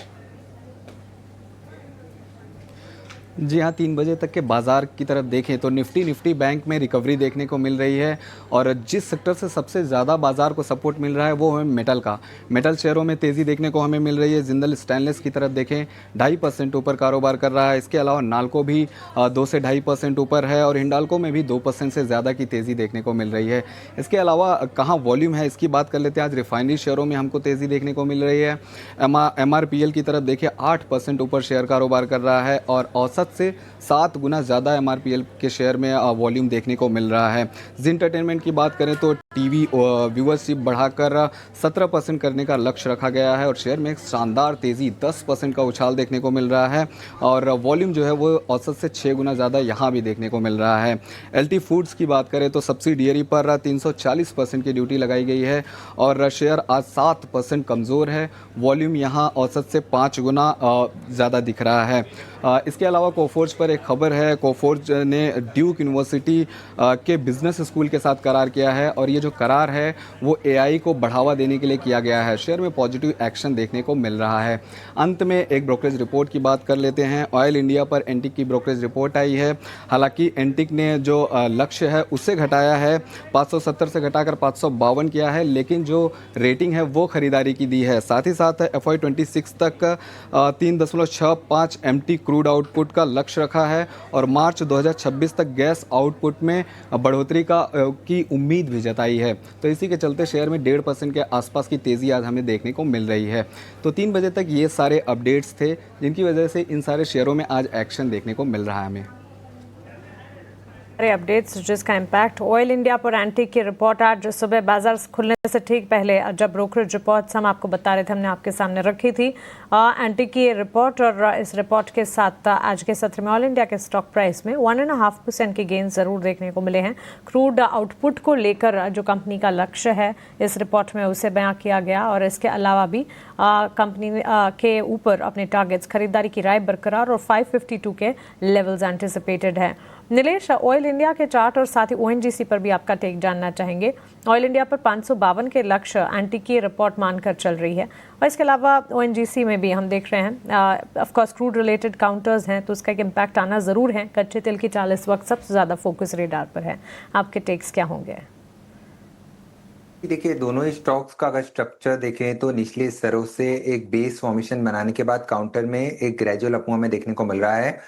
थोड़ा सा कंसोलिडेशन के साथ यहाँ पर ग्रेजुअल मोमेंटम देखने को मिल सकता है। यहाँ पर अगर हम लेवल्स की बात करें तो ऑयल इंडिया में 500 से लेके 520 तक की जोन में जाता हुआ नजर आ रहा है। 450 का अच्छा सपोर्ट है तो वहां पे स्टॉप लॉस रखना चाहिए। सिमिलरली ONGC पर भी स्ट्रक्चर हूबहू स्ट्रक्चर वहां पर स्पैन आउट होता हुआ नजर आ रहा है। कंसोलिडेशन के बाद जब हमने ब्रेकआउट देखा था, अब फिर से अगर ये 256 के ऊपर निकलता है तब यहाँ पर 270 से 280 तक के लक्ष्य को ध्यान में रख के खरीदारी करके चल सकते हैं। 240 के आसपास का काफी स्ट्रॉन्ग सपोर्ट जोन है तो वहां पर स्टॉप लॉस रखना होगा। ONGC पर और साथ ही ऑयल इंडिया 520 के लेवल्स को ध्यान में रखा जाए। 471 पर ऑयल इंडिया इस वक्त ट्रेड करता हुआ करीब 1.5% की तेजी पर। सरकार बीमा कानून में संशोधन की तैयारी कर रही है जिसके बाद बीमा एजेंट्स एक साथ कई कंपनियों के लिए काम कर सकेंगे। क्या है ये खबर, इसके मायने क्या है, इसके फायदे और इसके नुकसान अगर कुछ हैं, सारी डिटेल्स लेकर अनुराग हमारे साथ जुड़ गए हैं। अनुराग, बताएं। सरकार आने वाले मॉनसून सेशन के अंदर इंश्योरेंस एक्ट अमेंडमेंट बिल को पेश कर सकती है और हमारे सूत्रों से मिली जानकारी के मुताबिक जो इंश्योरेंस एक्ट अमेंडमेंट बिल के अंदर जो ओपन आर्किटेक्चर पर सरकार आगे बढ़ेगी, इंडिविजुअल एजेंट्स से जुड़ा हुआ जो ओपन आर्किटेक्चर हैं जिसमें मौजूदा नियम एक इंश्योरेंस एजेंट को केवल एक कंपनी के साथ ही करार करने की मंजूरी देते हैं, लेकिन जो ड्राफ्ट बिल है उसमें एक क्लॉज जोड़ा जा सकता है जिसमें ये जो रिस्ट्रिक्शन है उसको हटाया जा सकेगा। यानी एक एजेंट है वो एक सेगमेंट की एक से ज़्यादा कंपनी के साथ कारोबार कर पाएगा, करार कर पाएगा, जो कि मौजूदा नियमों के अंतर्गत अलाउ नहीं है। लेकिन जो कॉन्फ्लिक्ट ऑफ इंटरेस्ट है उसका भी ध्यान रखा जाएगा नए नियमों के अंतर्गत और जो फाइनल गाइडलाइंस है यानी एक एजेंट कितनी कंपनियों के साथ करार कर सकता है उसकी रूपरेखा इंश्योरेंस रेगुलेटर IRDA के द्वारा ही तैयार की जाएगी। तो फाइनल जो से होगा होगा, फाइनल नियम होंगे, फाइनल गाइडलाइंस होगी, वो इंश्योरेंस रेगुलेटर IRDA के द्वारा लाई जाएगी। लेकिन जो रिस्ट्रिक्शंस हैं, मौजूदा रिस्ट्रिक्शंस हैं, उनको हटाया जाएगा। अगर कंपनियों की बात करें तो LIC का वित्त वर्ष 2025 के अंदर जो न्यू बिजनेस प्रीमियम था उसका 94% हिस्सा इंडिविजुअल एजेंट से आया, ICICI प्रू का 30%, SBI लाइफ का 27%। तो ये जो कंपनियां हैं, 3 बड़े प्लेयर हैं, लिस्टेड प्लेयर हैं, इन पर असर होता हुआ दिखेगा, क्योंकि अभी जो इनके एजेंट्स हैं वो केवल एक ही कंपनी के साथ टाई अप कर सकते हैं। लेकिन ओपन आर्किटेक्चर को मंजूरी के बाद ये जो एजेंट्स हैं वो एक से ज़्यादा कंपनी के साथ भी कारोबार कर पाएंगे, करार कर पाएंगे। तो आने वाले जो मॉनसून सेशन में जब सरकार इंश्योरेंस एक्ट अमेंडमेंट का बिल पेश करेगी, वहाँ पर ओपन आर्किटेक्चर से जुड़े हुए जो नियम हैं वो रियायत दी जाएगी। अनुराग, बहुत शुक्रिया आपका हमारे साथ जुड़ने के लिए और ये सारी डिटेल्स हमें बताने के लिए। एजेंट्स के लिए, इंश्योरेंस एजेंट्स के लिए फ़ायदे की खबर इस वक्त साबित होती हुई बीमा कानून में संशोधन की तैयारी है। लेकिन जहां इंश्योरेंस की बात चली है, तपन, इंश्योरेंस प्लेयर्स पर आपका टेक ज़रूर जानना चाहेंगे। पिछले दिनों डेटा स्ट्रक्चर्स भी आए और insurance players LIC, ICICI prudential stocks जो हैं फोकस रेडार पर भी रहते हैं। ओवरऑल आपका एक टेक क्या होगा इन तमाम इंश्योरेंस प्लेयर्स पर? जी मानसी जी से ओवरऑल जो आप न्यूज बता रहे हो ना, एक तरह से LIC को बहुत बड़ा प्रॉब्लम होगा अगर ये सही में हुआ तो, क्योंकि LIC के एजेंट जो होते हैं उनका ही करते हैं। अभी अगर सब जगह प्राइवेट प्लेयर्स भी आगे वो कर पाएंगे, प्राइवेट दे पाएंगे इंश्योरेंस, तो आई थिंक कंपटीशन बढ़ेगी और वहां सबसे बड़ा लूजर LIC ही रहेगा।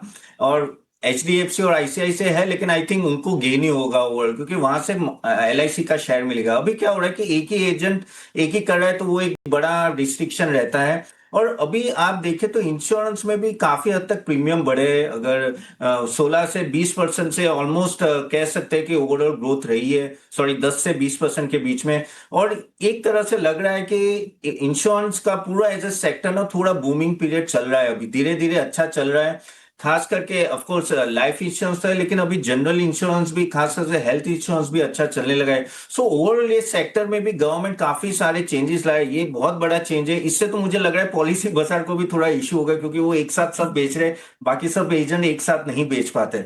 तो एजेंट के लिए अच्छा होगा, कंपनी के लिए वो देखना पड़ेगा किस तरह से।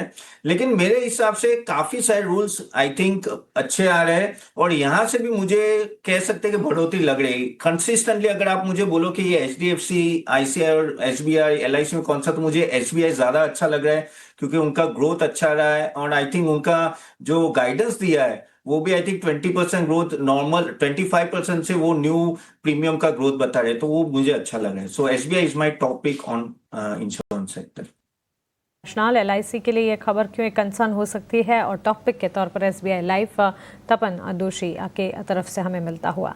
चलिए यहाँ पर एक छोटे से ब्रेक के लिए हम रुक रहे हैं। ब्रेक के उस पार BTST STBT ट्रेड्स लेंगे।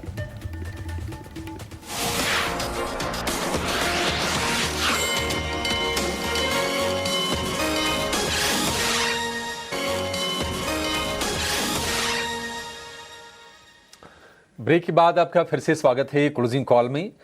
बाजार की रेंज में ज़्यादा उथल पुथल हम इस वक्त नहीं देख रहे हैं। निफ्टी बैंक 200 का 200 अंक नीचे, और निफ्टी की बात करें तो 130 अंकों के आसपास की गिरावट।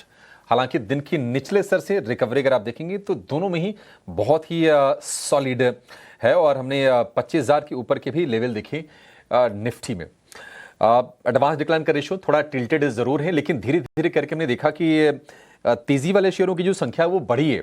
करीब 1275 शेयर इस वक्त तेजी के हैं, और 1450 शेयरों में आज हम गिरावट देख रहे हैं।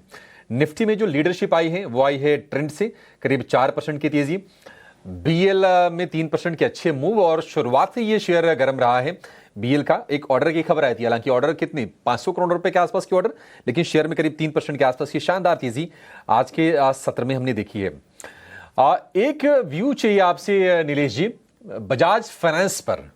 बजाज फाइनेंस आप देखिए, जब इसमें बोनस स्प्लिट सब कुछ हुआ, एक शेयर के बदले 10 शेयर मिल गए, हमने देखा कि शेयर थोड़ा सा ना ठंडा सा पड़ गया था।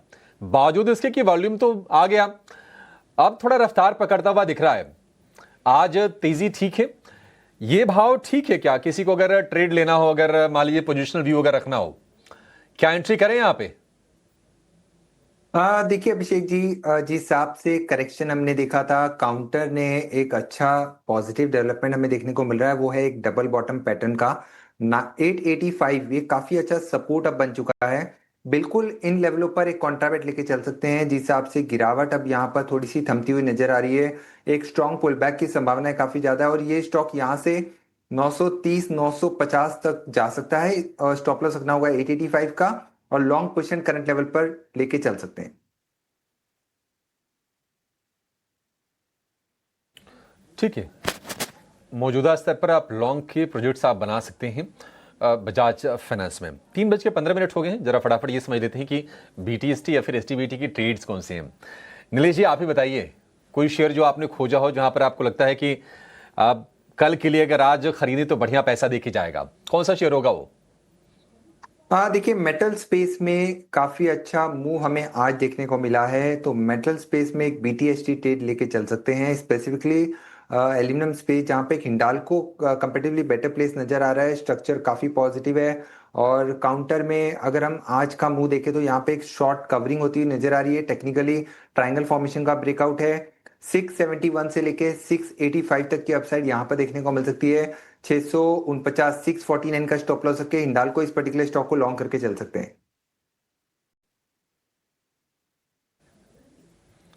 ठीक है, हिंडाल्को को लॉन्ग करके चल सकते हैं, ये राय है नीलेश जी की। कुछ और शेयर जानेंगे, लेकिन एक खबर आ रही है अच्छी, वो ये कि सरकार ने सेंट्रल सेक्टर के इंफ्रास्ट्रक्चर प्रोजेक्ट्स की समीक्षा की है और कैपेक्स तेज करने के लिए अहम प्रोजेक्ट की समीक्षा की गई है। एक्सक्लूसिव जानकारी के साथ हमारे सहयोगी प्रकाश प्रियदर्शी हमारे साथ जुड़ गए हैं।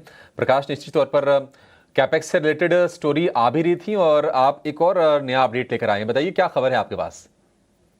देखिए, सरकार कैपिटल एक्सपेंडिचर की जो रफ्तार है उसको बढ़ावा देना चाहती है, बढ़ाना चाहती है, और इसी बात को ध्यान में रखते हुए जो की सेंट्रल सेक्टर के इंफ्रास्ट्रक्चर प्रोजेक्ट्स हैं उसकी समीक्षा की गई है। करीब 1670 ऐसे बड़े सेंट्रल सेक्टर के इंफ्रास्ट्रक्चर प्रोजेक्ट्स हैं जिसकी समीक्षा की गई है, जिसकी अनुमानित लागत जो है करीब करीब 27,93,000 करोड़ रुपए है। इसके अलावा इन 1670 इंफ्रास्ट्रक्चर प्रोजेक्ट्स में से करीब 602 ऐसे प्रोजेक्ट्स हैं जो मेगा प्रोजेक्ट्स हैं, जिनकी कुल लागत करीब 23 लाख करोड़ है। अगर आप मिनिस्ट्री वाइज देखें तो इसमें road transport and highways, power, petroleum, coal और रेलवे मिनिस्ट्रीज के ज़्यादा प्रोजेक्ट्स हैं, जिसमें सबसे ज़्यादा जो प्रोजेक्ट्स हैं वो रोड ट्रांसपोर्ट एंड हाईवेज के हैं 979, रेलवेज के 213, पावर मिनिस्ट्रीज के 106 और पेट्रोलियम के भी 106, साथ ही साथ कोल सेक्टर के 113 प्रोजेक्ट्स हैं जो कि अंडर कंस्ट्रक्शन प्रोजेक्ट्स हैं जिसकी समीक्षा की गई है। लेकिन सरकार के लिए सबसे ज़्यादा चिंता की बात है और जिस पर कि ज़्यादा फोकस किया जा रहा है वो है इन प्रोजेक्ट्स पर अनुमानित लागत में बढ़ोतरी।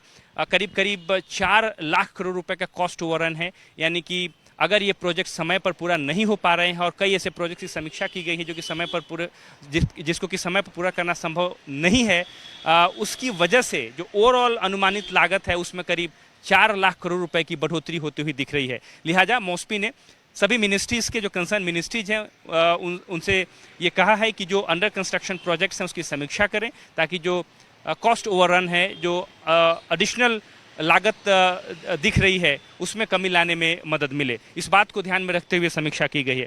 हालांकि अच्छी बात यह है कि जो ओवरऑल सेंट्रल सेक्टर के इंफ्रास्ट्रक्चर प्रोजेक्ट्स हैं उसमें पिछले 10 सालों में काफ़ी बढ़ोतरी देखने को मिली है। अगर आप 2015 से अभी तक इसकी तुलना करें, एक तरफ 2015 में जहां सेंट्रल सेक्टर के जो इंफ्रास्ट्रक्चर प्रोजेक्ट्स हैं उसकी कुल लागत करीब 10,69,000 करोड़ रुपये के आसपास थी, जो कि बढ़कर अप्रैल 2025 में 27,93,000 करोड़ रुपए के आंकड़े को पार कर गई है। तो ये काफ़ी सिग्निफिकेंट डेवलपमेंट है, लेकिन सरकार इस बात के प्रयास कर रही है कि जो अनुमानित लागत है, जो ऑनगोइंग इंफ्रास्ट्रक्चर प्रोजेक्ट्स हैं उसमें बढ़ोतरी न हो, लिहाजा इन प्रोजेक्ट्स पर को समय पर पूरा करने की रणनीति तैयार की जा रही है। ठीक है, शुक्रिया प्रकाश। तो सरकार विचार कर रही है कि जो कैपेक्स की रफ्तार है, कैपिटल एक्सपेंडिचर, यानी कि देश का जो आधारभूत ढांचा है, रोड हो गया, ट्रांसपोर्ट हो गया, बिजली हो गया, इसको बेहतर करने पर जो सरकार खर्चे करती है उसको कैपेक्स बोलते हैं। लेकिन दिक्कत यह है कि आज हम देख रहे हैं कि जो कैपेक्स रिलेटेड जो शेयर्स हैं थोड़े ठंडे पड़े हैं और रिकवरी में बिल्कुल पार्टिसिपेट कर भी नहीं रहे हैं। लॉन्ग अनवाइंड्स हो रहे हैं सीमेंस के शेयर में, तेजी हमने देखी थी पिछले दिनों, लेकिन आज गिरावट का शिकार हो रहा है। अगर आप एलएनटी के शेयर को देखेंगे 2 दिन चलने के बाद आज ये भी शेयर शार्पली नीचे आए हैं और डे लो पर ये क्लोज करने जा रहा है। 2.25% की गिरावट है एलएनटी के शेयर में, 36 रुपए के नीचे आ गया है। तपन जी, कैपेक्स स्टोरी तो चलेगी, पिकअप करेगी, क्योंकि पिछले अगर हम FY25 के अगर हम आखिर के 3 तिमाही देखेंगे तो कैपेक्स हो नहीं पाया था। आप जरा बताइए कि ये जो गिरावट आ रही है, क्या ये अपॉर्चुनिटी है? हाँ, तो आपको शेयर कौन से अच्छे लग रहे हैं इस स्पेस से? अभिषेक जी, जैसे जो खबर आई ना वो बहुत ही अच्छी खबर है, क्योंकि आप देखो जो कॉस्ट ओवररन होता है ना वही सबसे बड़ा प्रॉब्लम होता है। और वो तो क्लियर है कि बड़ा कैपेक्स होने वाला है इस बार भी। जैसे 11 लाख करोड़ का ओवर बजट है, शायद हम लोग 12 लाख करोड़ करें। और अप्रैल मंथ में भी आई थिंक 1.6 लाख करोड़ का ऑलरेडी कैपेक्स स्पेंड हो गया है गवर्नमेंट का। अगर हम लोग लास्ट ईयर की बात करें तो पहले हाफ में ऐसा था कि भाई इलेक्शन है तो थोड़ा कम रहा था, लेकिन मुझे जितना याद है आई थिंक 2 लाख करोड़ से ज्यादा मार्च महीने में ही कर दिया। उन लोगों ने पूरे साल का जो भी बजट था वो कवर कर लिया था। तो यहाँ सरकार बहुत ही कहते हैं ना सतर्क है, और वो चाहती है कि कैपेक्स से ही स्पेंडिंग बढ़े, क्योंकि उनको पता है प्राइवेट कैपेक्स आ नहीं रहा है। प्राइवेट कैपेक्स अभी भी 4 लाख करोड़ 5 लाख करोड़ के आसपास घूम रहा है। गवर्नमेंट स्पेंडिंग करनी ही पड़ेगी, और वो हमें दिख रहा है जिस तरह से अभी फोकस भी है, जिस तरह से ये खबर आई है। तो यहां से जैसे पावर ट्रांसमिशन है तो वहां ऑफ कोर्स ये जैसे हमने सुबह भी बात की कि सीमेंस और वो सब अच्छे लग ही रहे। एलएनटी पे तो फोकस रहना ही चाहिए। देखिए कि अगर कैपेक्स बढ़ेगा, इकोनॉमी बढ़ेगी, तो एलएनटी तो नो ब्रेनर है। एलएनटी तो आपके पोर्टफोलियो में रहना चाहिए। अगर आप कैपेक्स पे बिलीव करते तो एलएनटी तो एक टॉप पिक रहेगा हमेशा। लेकिन अगर आप ट्रांसमिशन में भी बात करो तो मैंने एक स्टॉक बोलूंगा, कमिंस इंडिया, तो वो भी मुझे थोड़ा कैपेक्स में अच्छा लगा है। लेकिन कैपेक्स एक ऐसी स्टोरी है जो आगे जाके चलेगी, और 1-2 साल में मुझे लग रहा है कि कैपेक्स और ज्यादा बढ़ेगा और गवर्नमेंट का फोकस भी रहेगा।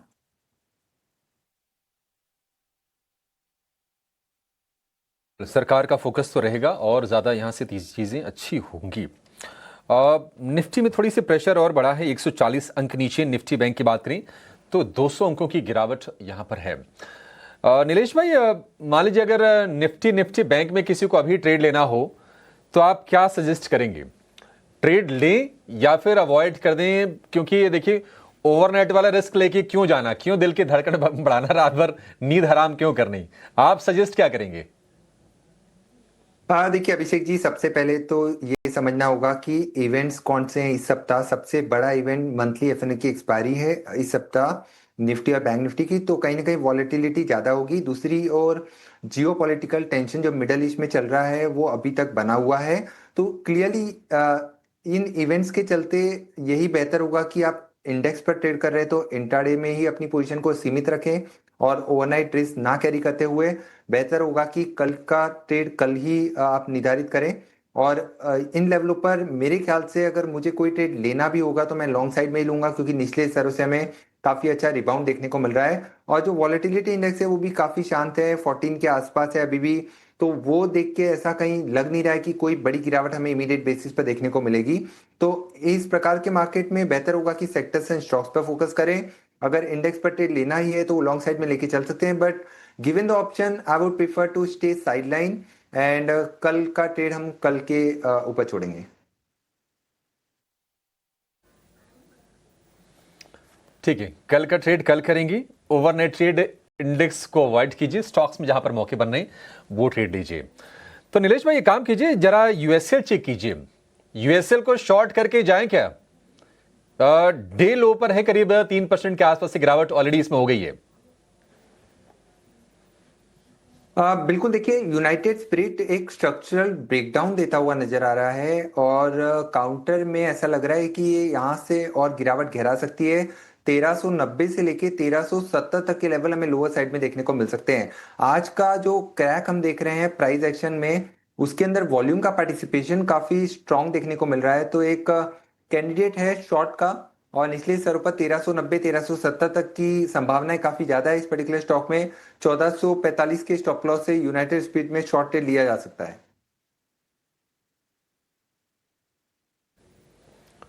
ठीक है, 1445 के स्टॉप लॉस के साथ शॉर्ट ट्रेड आप ले सकते हैं। टारगेट क्या होंगे नीरज जी? टारगेट कहां इसका बनेगा? 1390 और 1370 ये 2 टारगेट्स होंगे। ठीक है, 1390 और 1370 ये दो टारगेट लगा के चलिए आप यूनाइटेड स्पिरिट्स में। 3% ऑलरेडी ये गिर गया है शेयर, यहां पर आप शॉर्ट की पोजीशन बना सकते हैं। एक और शेयर नीचे आ रहा है, लेकिन उसको लेकर ना मैं फंडामेंटल व्यू चाहूंगा तपन जी आपसे। स्टरलाइट टेक, हमने 5 सत्र में 50% की जबरदस्त रनअप देखा शेयर में, लेकिन मतलब अब ये शेयर रिवर्सल दिखा रहा है, 100 रुपए के बिल्कुल करीब आके कारोबार कर रहा है, 5% की गिरावट। खबरें इसमें आई थी कि पहले तो BSNL से भारत नेट प्रोजेक्ट के लिए इनको ऑर्डर मिला, बाद में डेटा सेंटर सोल्यूशन इन्होंने लॉन्च किया और निवेशक ताबड़तोड़ इसको खरीद रहे थे। हालांकि नुकसान झेला है ऊपर के लेवल पर लोगों ने काफी ज्यादा। स्टरलाइट टेक, क्या आपको लगता है कि स्टोरी ओवर, अभी फिलहाल की जो तेजी होनी थी? ऑनेस्टली स्टरलाइट हमेशा स्टोरी से ज्यादा भागता है, क्योंकि ओवरऑल फंडामेंटल भी अगर आप देखो तो सालों से उसका परफॉर्मेंस ऐसा रहा ही नहीं है। हाँ, ये ऑर्डर बुक की बात करें वो सब, लेकिन वो न्यूज फ्लो से ज्यादा चल रहा है। और स्टरलाइट पे अगर आप देखो तो आम निवेशक ने बहुत इन्वेस्टमेंट किया है। मुझे भी काफी सारे क्वेश्चन स्टरलाइट टेक पे बहुत आते हैं और वो फंसे हुए हैं। और यही होता है कि तेजी से ये स्टॉक बढ़ता है, फिर सडनली एक सेलिंग प्रेशर आ जाता है, तो वहां काफी ऑपरेटर्स भी हो सकते हैं। लेकिन ये अगर मैं फंडामेंटली भी बात करूं, ये एक्साइटिंग मुझे इतना लग नहीं रहा है। ओवरऑल उनका हाँ कॉन्ट्रैक्ट्स है, लेकिन कहीं ना कहीं ऑपरेशंस में प्रॉब्लम है और वो आपके प्रॉफिटेबिलिटी में उतना दिख नहीं रहा है। तो मेरे हिसाब से तो ये लेवल पे भी ऑफकोर्स ना ही है, अगर आप हो तो आई थिंक निकल जाना चाहिए। तो बाकी काफी अच्छे स्टॉक्स है आईटी में कंपैरेटिवली भी, लेकिन इसको इग्नोर कीजिए। इग्नोर कीजिए, प्रॉफिट हो रहा हो तो बिल्कुल प्रॉफिट बांध लीजिए स्टरलाइट टेक में, क्योंकि गिरावट की शुरुआत हो गई है। एक और शेयर जहां पर हम देख रहे हैं कि तेजी हो रही है, पोजीशंस ऐड हो रहे हैं लॉन्ग के, और वो है हैवेल्स का। क्लोजिंग भी ठीक ठाक देने जा रहा है, शुक्रवार को भी ये शेयर चला था हैवेल्स का, और आज भी इसमें हम तेजी देख रहे हैं 2% के आसपास की। नीलेश भाई, BTST में क्वालिफाई आपके पैरामीटर्स पर करता है या फिर अवॉइड कर दे? देखिए, बिल्कुल काफी अच्छी क्लोजिंग यहाँ पर हम देख रहे हैं, तो एक BTST कैंडिडेट हो सकता है, क्योंकि काउंटर यहाँ पर एक अटेम्प्ट कर रहा है 1570 के लेवल को ब्रेक करने का, जो कि इसका 21 डे माफ कीजिएगा 50 डे मूविंग एवरेज भी है। तो यहाँ पर एक शॉर्ट टर्म ट्रेड के लिहाज से 1580 के टारगेट को ध्यान में रख के लॉन्ग पोजीशन है तो बने रह सकते हैं, या फिर थोड़ी सी डिप पर लॉन्ग ट्रेड लेके चल सकते हैं। 1530 पर एक काफी अच्छा सपोर्ट है, वहीं पे स्टॉप लॉस रखना होगा। आउटलुक यहाँ पर पॉजिटिव है, बट शॉर्ट टर्म के लिहाज से 1580 और 1600 के टारगेट होंगे।